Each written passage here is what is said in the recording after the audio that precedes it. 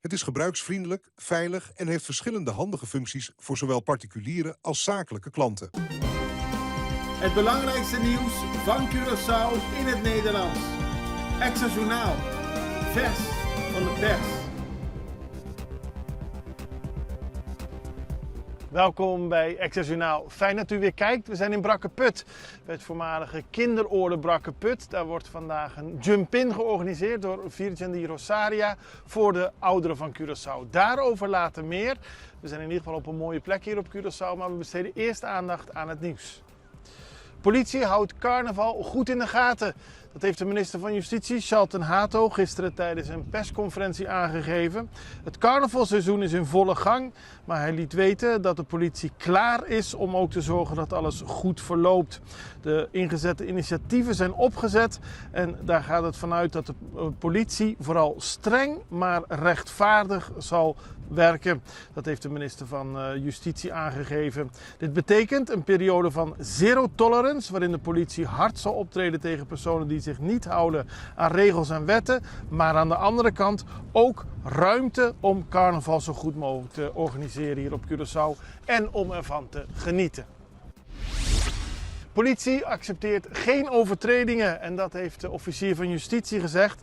Tisanja Keller, gisteren ook tijdens een persconferentie van de overheid. Zij heeft laten weten dat iedereen zich aan de openbare orde moet houden, aan alle regels. Carnaval moet gezellig zijn, maar veilig. En ook zij gaf aan dat er in het verleden daadwerkelijk een zero-tolerance beleid was. En dat heeft aardig wat opgeleverd. Zo waren er in 2023 en 2024 respectievelijk 55 en 60 aanhoudingen. Terwijl het in 2025 daalde naar 31. En dat is volgens haar een bewijs dat het systeem werkt. Het beleid moet duidelijk zijn. Hou je aan de regels, maar geniet van carnaval. Cooper geeft duidelijkheid over UTS. Dat heeft de minister van Financiën en van Verkeer, Vervoer en Ruimtelijke Planning, Charles Cooper, gisteren gezegd tegen een zogenaamde vragenuurtje in het parlement. Hij moest vragen beantwoorden of het waar is dat er slechts 1,1 miljoen gulden in de kas van de overheid van Curaçao is beland uit de verkoop van UTS. Dat ging om een bedrag van in totaal 339 miljoen gulden. En de indruk was ontstaan dat er maar heel weinig in de kas van Curaçao kwam. Cooper legde uit dat het om een bedrag van ruim 124 miljoen gaat. Dat is gestort in de staatskas en heeft aangegeven waar het andere geld allemaal naartoe is gegaan. Dus die 1 miljoen is wat overdreven, aldus de minister. Sinusta eist duidelijkheid over tarieven. En dat gaat over vakbond Sinusta. Die heeft gereageerd op de uitspraken van minister van Transport Charles Cooper. Het gaat over de tarieven die taxis toeristen in rekening brengen per rit. Volgens Sinusta heersen er chaos en verwarring rond de taxitarieven.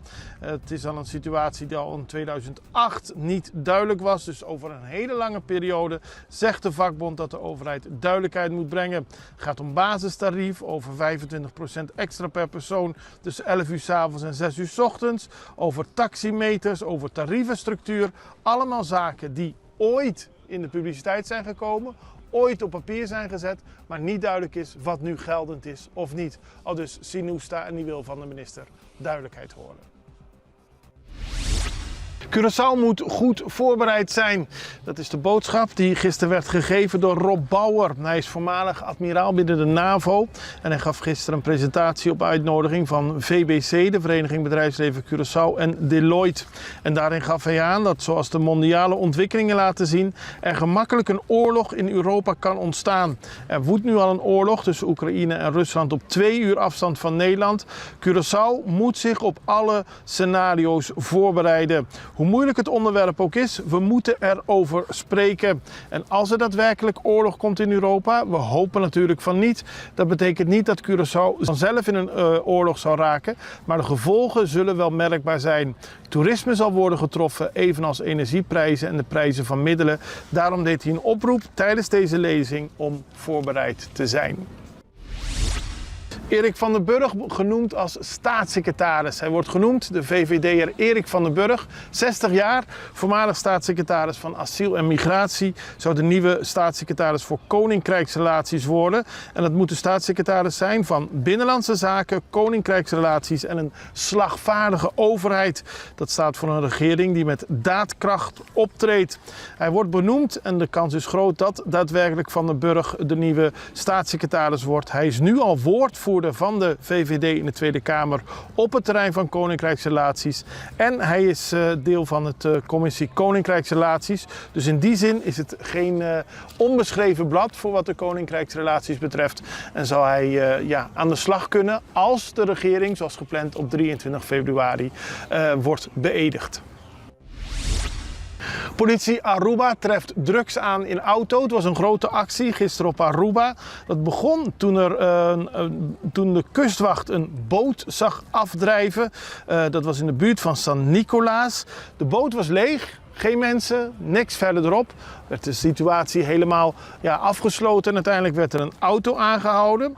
3 mensen renden weg, konden uiteindelijk 2 weer gepakt worden. Het ging allebei om Venezolanen. En in de auto werden balen met drugs aangetroffen. Dus de kans lijkt heel logisch.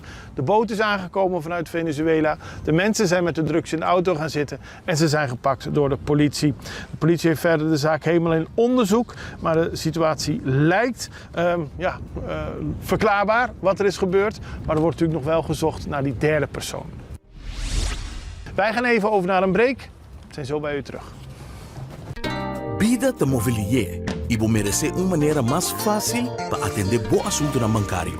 Com a app novo de Banco de Caribe, tudo custa na bom alcance. Login fácil, hace transferência rápido e bo saldo sempre na mão. Tudo em solo aplicação. Descargue voor de App Store of Google Play, registrar em diz algum passo e começar a explorar a world. Rápido, seguro e desenhar para quadra com boa necessidade. Banco de Caribe. Extra in Nederland. Van Amsterdam tot Arnhem, van Groningen tot Maastricht, Extra is erbij. Volg Extra Digitaal en blijf op de hoogte van de belangrijkste ontwikkelingen in Nederland. Extra Digitaal is te zien op verschillende platforms en kanalen zoals WhatsApp, YouTube, Facebook, Instagram en ook TikTok. Wilt u ons op de hoogte brengen van een evenement of iets doorgeven? Neem contact op via WhatsApp, e-mail, Facebook of bel gewoon 06 1364 2945. Volg of abonneer je op Extra Digitaal. Klik aan en volg ons.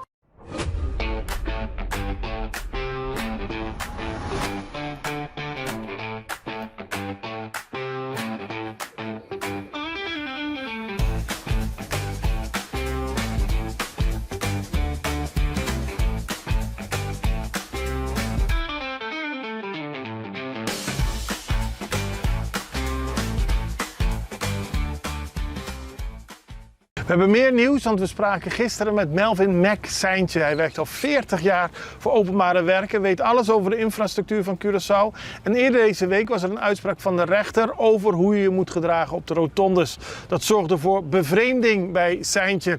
We vroegen hem naar het beleid over rotondes en ook over de infrastructuur in het algemeen hier op Curaçao, omdat hij al meer dan 40 jaar voor de overheid werkt. Melvin Mac Seintje, welkom.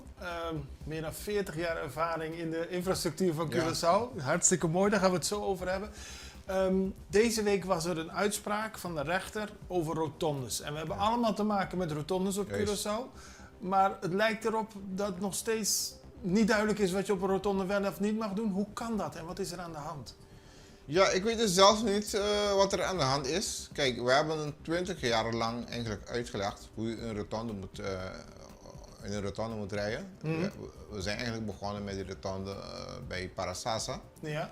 En toen met die rotonde een suikertuintje. We hebben uitvoerig eigenlijk uitgelegd. Iedereen kan het weten. Ja, iedereen weet het. Maar nu heeft de rechter drie rechters eigenlijk, die hebben bepaald eigenlijk dat de uitleg niet meer geldig is. Ja. Dus ze hebben een compleet andere uitleg gegeven.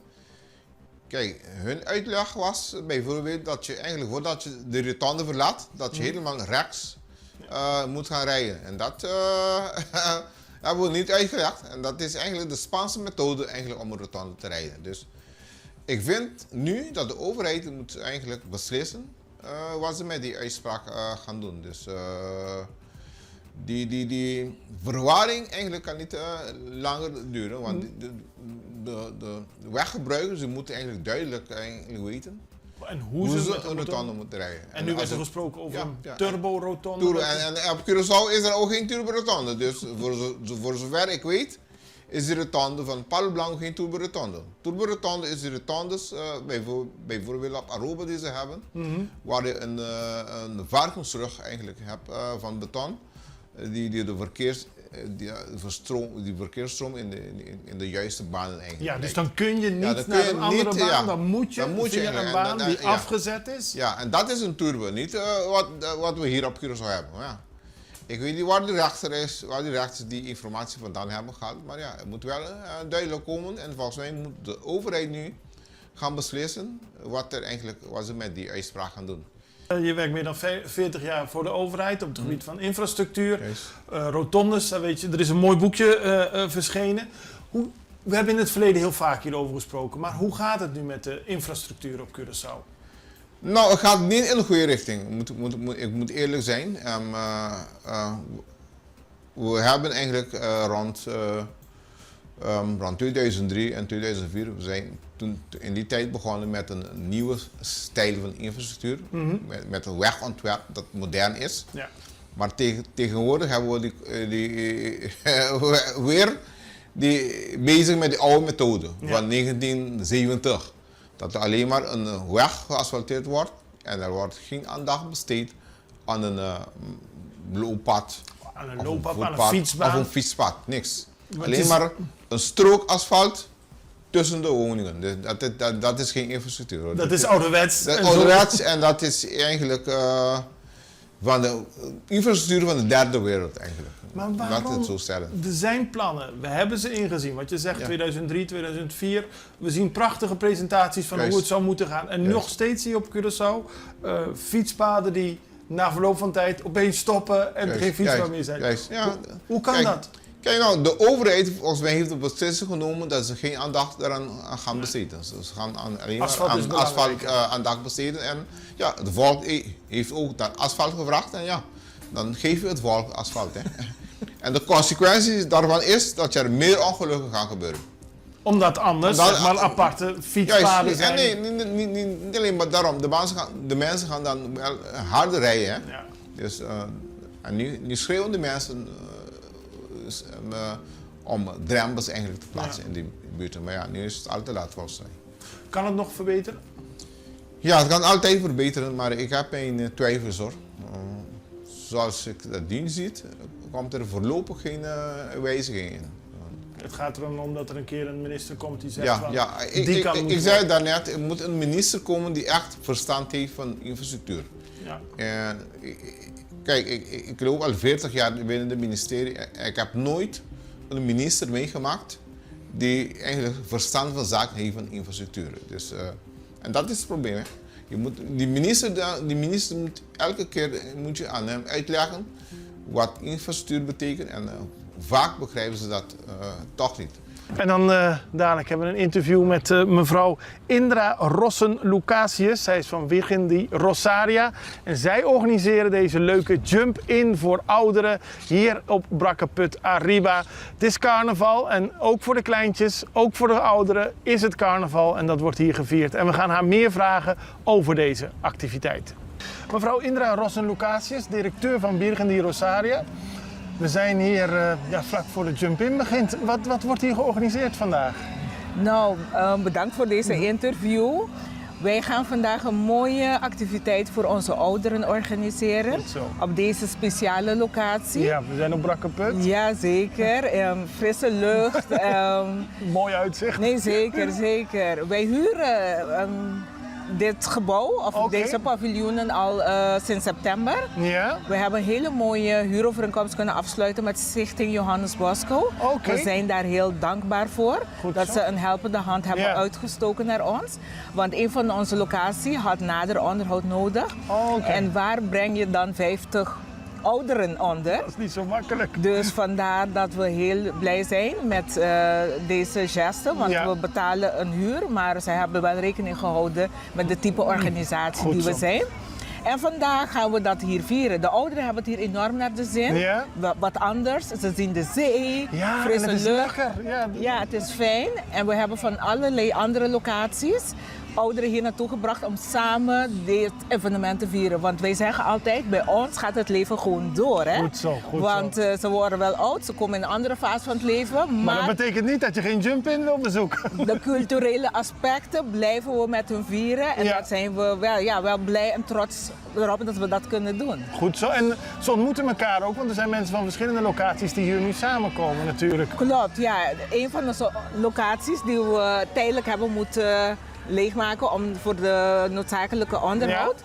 Daar is de helft gebleven en de helft van de andere bewoners zijn hier. Oh, oké. Ze zien elkaar weer en het is altijd heel mooi om te zien hoe blij ze zijn om elkaar te zien, want ze missen elkaar toch. Ja. Ouderen komen bij ons wonen, ze worden gewoon onze familie. Ja. Dus vandaar dat we dan heel content zijn als we ze samen kunnen brengen. Ik vind het heel mooi. En wat houdt de jump-in? Ik zag al een DJ, ik zie versiering. Wat gaat er allemaal gebeuren? Nou, dansen Ja, toch? ja. We hopen dat er ook wat oude rijdentoewas kunnen komen. Ja. Maar het spreekt hun enorm al aan als ze dat muziek horen. En zeg maar dat ze elkaar ontmoeten. En logischerwijs is er altijd een hapje en een drankje. Ik vind het prachtig. Ik wens jullie ook heel veel plezier. Ik zag al heel veel mensen heel blij zijn. En ik vind het mooi om te zien hoe het ook georganiseerd wordt. En we besteden er graag aandacht aan. Want op een gegeven moment worden we allemaal op een leeftijd dat we... Ja, we moeten er allemaal aan gaan Zorg nodig geloven. hebben. Ja. En wat ik altijd zeg, we worden allemaal oud en we weten niet hoe we oud worden. Nee. En daarom moeten we voor hun zorgen, want ze verdienen het. Deze mensen zijn degenen die zeg maar, deze gemeenschap hebben gebouwd, waar wij verder op kunnen ontwikkelen. Ja. En daarom vind ik dat we hun ook in het zonnetje moeten blijven zetten. En we sluiten af met internationaal nieuws, want het Venezolaanse amnestiewet is aangenomen. En die sluit ernstige mensenrechtenschendingen aan die zouden kunnen hebben plaatsgevonden onder de presidenten Chávez en Maduro. Het Venezolaanse parlement heeft gisteren in eerste lezing zijn goedkeuring gegeven aan een baanbrekende amnestiewet die betrekking heeft op de soorten aanklachten die werden gebruikt om dissidenten op te sluiten. Deze gelden echter niet voor mensenrechtenschendingen die zijn gepleegd tijdens 27 jaar socialistisch bewind. Wel is het belangrijk dat deze wet is aangenomen en ook de huidige interim-president Delcy Rodriguez noemde het een zeer belangrijke stap wat het parlement doet richting vrede en nationale verzoening. Zo heft de wet ook het verbod op om zich verkiesbaar te stellen voor verschillende oppositieleden. En dat maakt de weg vrij voor Nobelprijswinnares voor de vrede Maria Corina Machado om mee te doen aan eventuele nieuwe verkiezingen. Er gebeurt veel in Venezuela. Er wordt alles aan gedaan, zo lijkt het, om te zorgen dat het land naar een voorspoedige toekomst kan overgaan. We houden het voor u in de gaten, maar we gaan eerst carnaval vieren. Ik wens u een heel prettig weekend. Tot maandag. Tot ziens. Dag.